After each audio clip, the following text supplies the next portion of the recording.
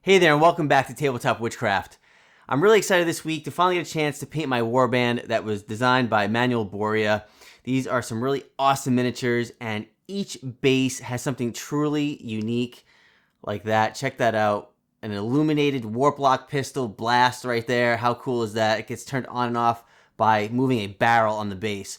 Tons of really cool stuff like that in this video. Really quick before we jump in, I just want to mention, if you want to come hang out with me this summer at the Mid-Main Comic and Toy Con, I'm going to be hosting a seminar there with Gerard Boom of Shifting Lands and David of Terraintronics. It's going to be a 3-hour class, one on Saturday. If it fills up, we'll do one on Sunday. And it's going to be all about crafting terrain, adding lots of cool fun details, even adding some lighting effects. There'll be a link in the description below to the Mid-Main Comic Toycon.com. You can check that out. If you want to help support the channel, head on over to Firelight Fables Candle Company, TWC10 at checkout, get you 10% off your order. Small kickback comes to me. You know the routine. I also have a ton of affiliates on my website at tabletopwitchcraft.com, and I'm thinking about starting to sell some of my crafts, so if you head on over there, you might be able to scope a few of those out. I'll be adding more as I start going through the stuff on my shelves. All right, let's go get some supplies, and let's get crafting.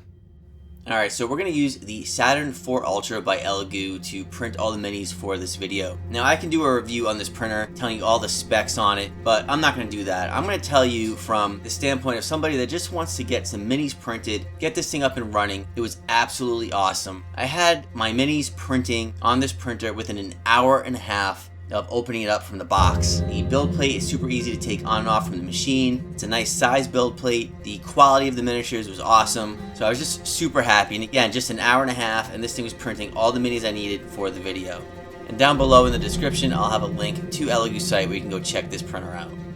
Alright, I can't tell you how excited I am to get going on painting my warband. I've been wanting to do this now literally for months. Make sure to visit Manuel Boria's My Mini Factory page where you can pick up the Skaven Warband for yourself. Really awesome miniatures, very dynamic, and it'll look great on the table. So I've got some really great products here. I've got almost a whole line of the Dirty Down Gore, Snot, Verdigris, Moss, Rust. We're gonna try to employ most of that into these miniatures here. I've got the Swallowtail by Garelli, the Barbados Rex model. We're gonna give that a shot, priming these things up. Lots of really cool effects, LEDs, static grass, you name it, we're gonna dump into these minis and make something hopefully that you haven't seen before. All right, let's dive right in.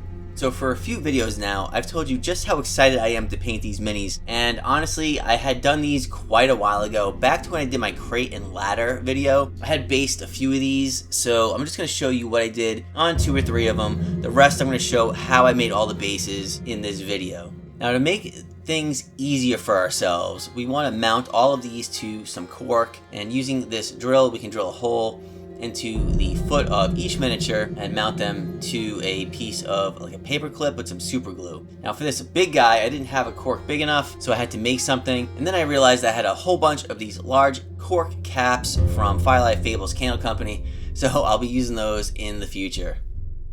Alright, so the first mini we're going to do is this Sorcerer, and we're going to have him having this awesome blast out of his warp lock pistol. And to do that, we're going to wire up a green flickering LED using a wire wrap tool and some solder. And I just drill a hole in his armpit, one kind of like between his legs, and that's how we're going to hide the wiring. Now we're just going to use some green stuff to add a tattered cape or cloak to the miniature.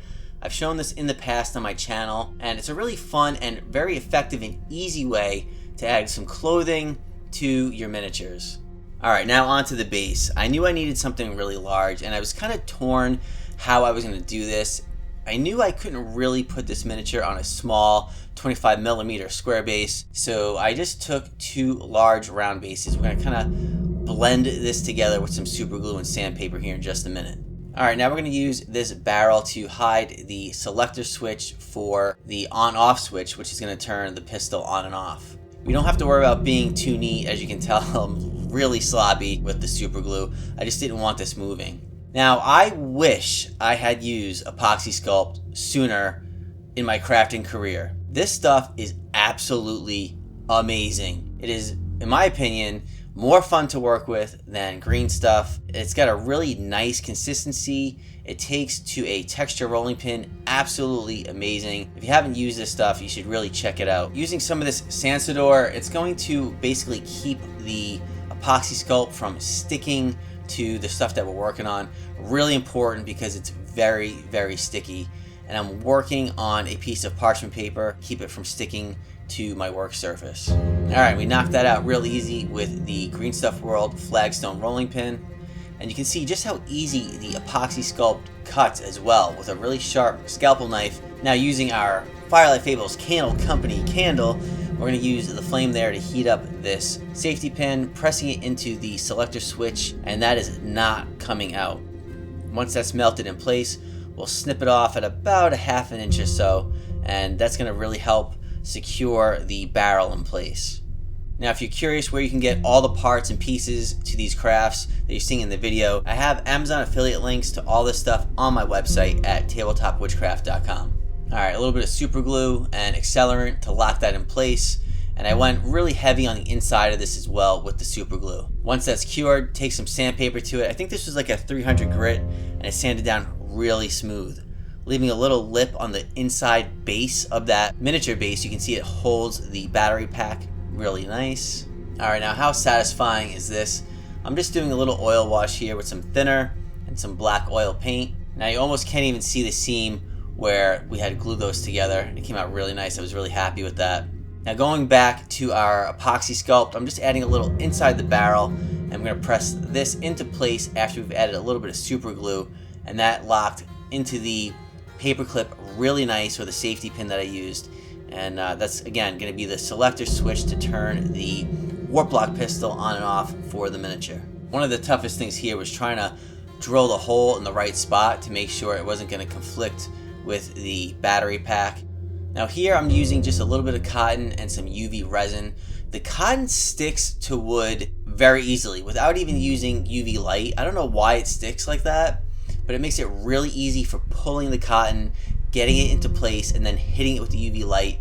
It makes a really awesome, believable blast. It's also really good for splashes and puddles, as well as icicles. Now we're using just a little bit of accelerant, super glue, and some 30 gauge wire to add some shocking, extra special effects to the pistol.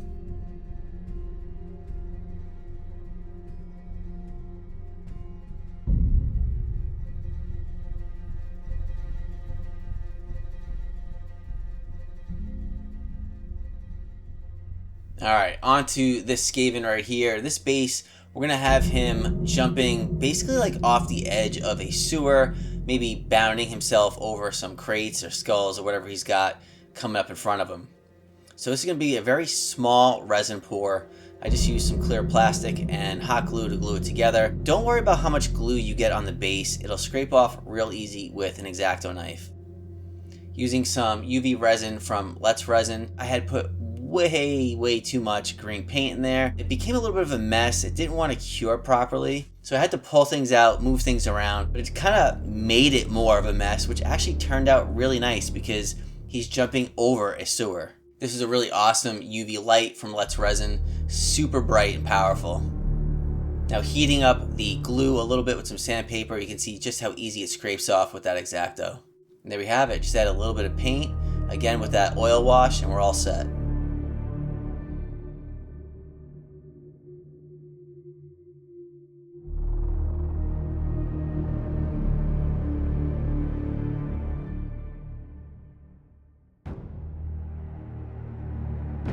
Alright, the Rat Ogre. This was a really fun one. Lots of opportunity for lots of detail.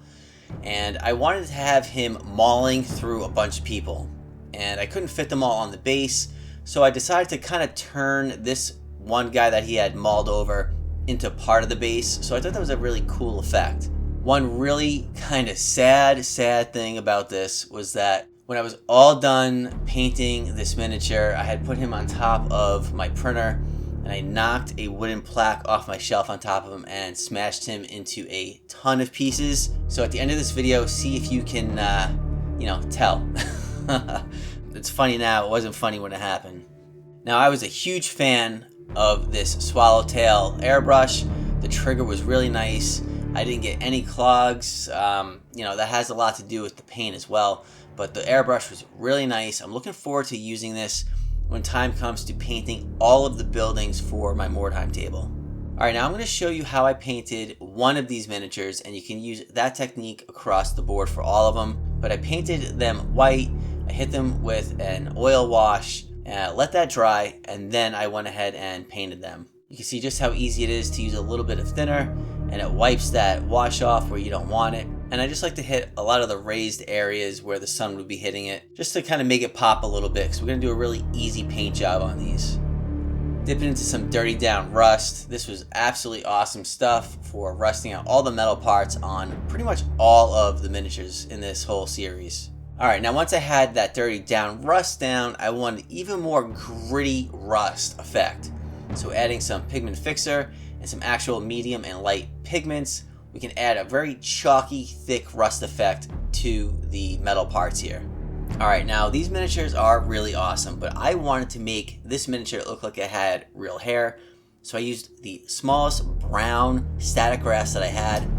I held it in place with some static glue, and I thought that came out really awesome. Once the static grass was on there, I added some base layer soil from All Game Terrain, and that really kind of brought it all together. Now I wanted the blood to be flying off of this guy's claw, so using a little UV resin and some pieces of plastic, we can have the base of where we're going to add the blood on there. I then applied some gore to that, and then I cut up the guy laying between his legs a little bit because we're going to make the blood flying out from this guy's cavity onto the claw here.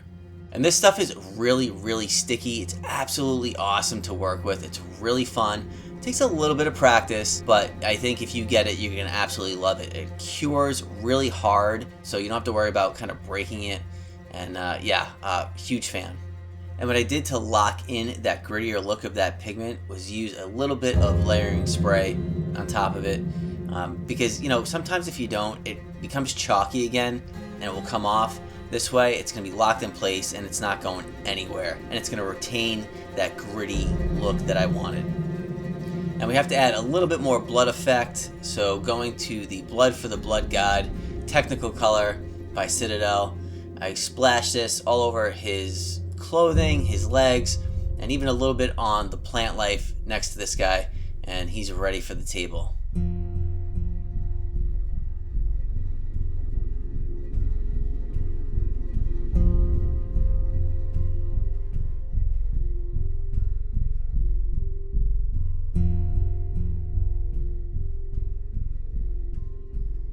Alright, this was a really easy, simple one. I just wanted to show how I had him, based on the pose, basically bounding off of a skeleton, put him in a little cemetery scene, and I was very happy with a very simple base for this one.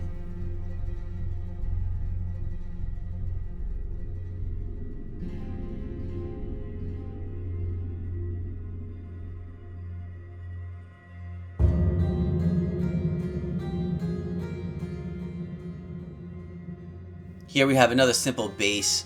There is some humor in Mordheim, and I wanted a bucket of feet, so that's what I did for this one.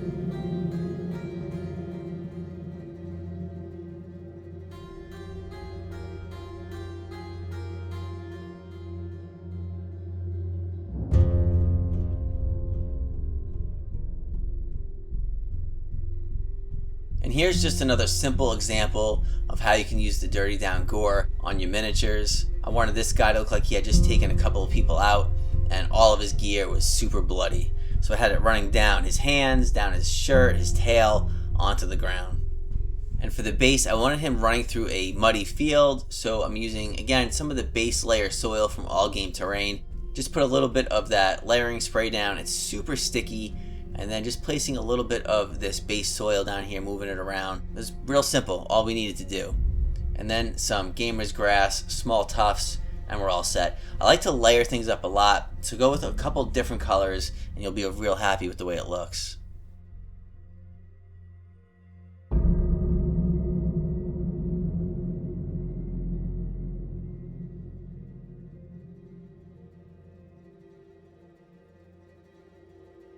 Alright, now we have some weeping blades where we need to add some poison. And to do that, it's going to be the same technique I showed earlier, using a little bit of cotton and UV resin. The nice thing is we have all kinds of time to work with this, so we'll place it just how we want it, and once we're happy with it, we can hit it with that UV light, and we're going to be good to go. Now, watering down a little bit of green paint, we can keep it sort of translucent. It's going to have that really awesome looking poison effect.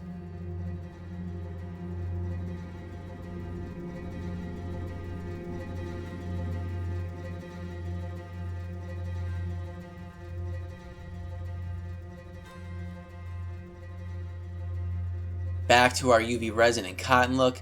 I mean, I was on the fence here. I almost wanted to leave him just like that. It looked like he was running through a really big puddle and it was awesome. But I want to go for the grimdark look and keep it really mucky, dark, and dirty. So all I did was take some of that Green Stuff World mud, scrape it onto him, and here's the look we get. Very believable, and I'm really happy I did that.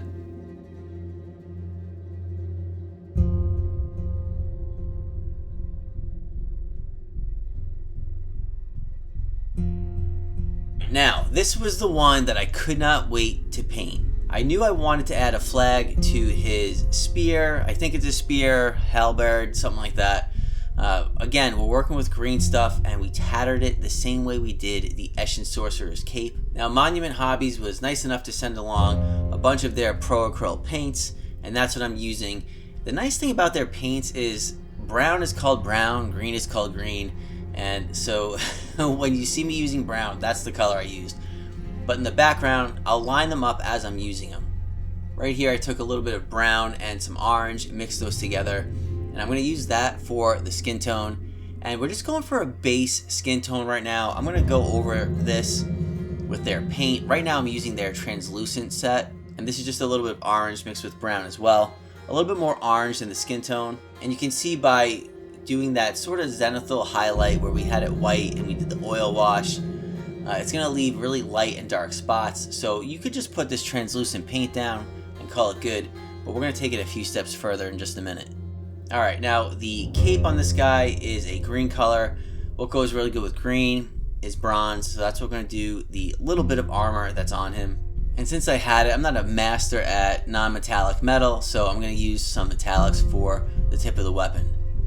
Now, Darcy Bono Creations on YouTube, this is her sort of tutorial. I saw it online, fell in love with it, wanted to try it for myself. So if you want, head on over there. She has a really great step-by-step video on how to achieve this look. I didn't have the green that she used in her video, so I had to sort of make my own.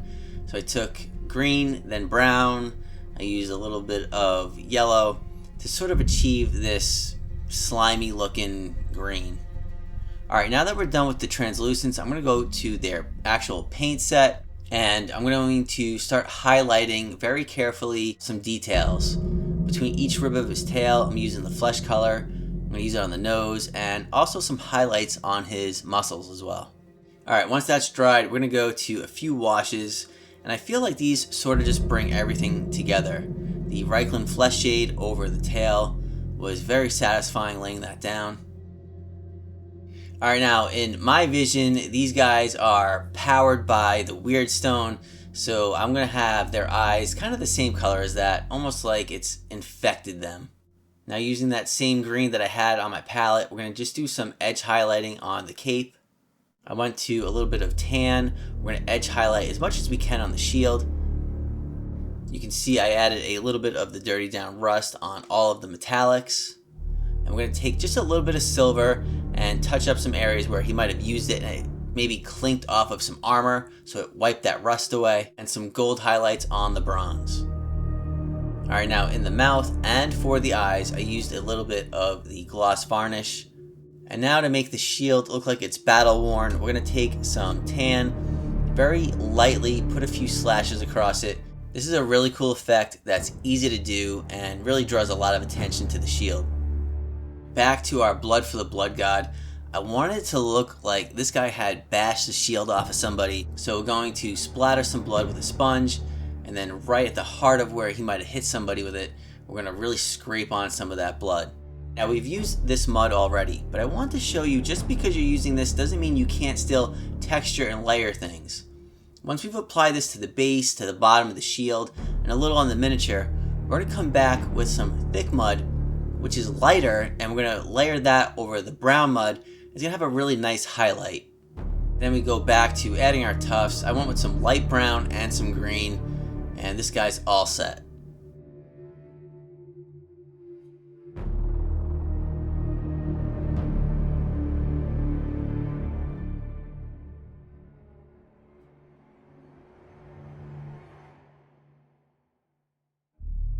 Alright, so a lot of these effects that I just showed you can not only be applied to a miniature base, but to your crafts as well. Keep that in mind the next time you sit down and start crafting something.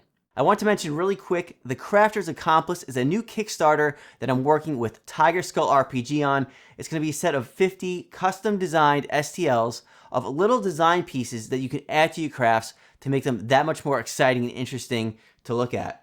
For example, the flame from this warp lock pistol is going to be part of that Kickstarter. There'll be a link in the description below to that. Also to the Mid-Main Comic and Toy Con. Go check it out. We're really excited to see everybody there. All right, until next time, I'll see you around.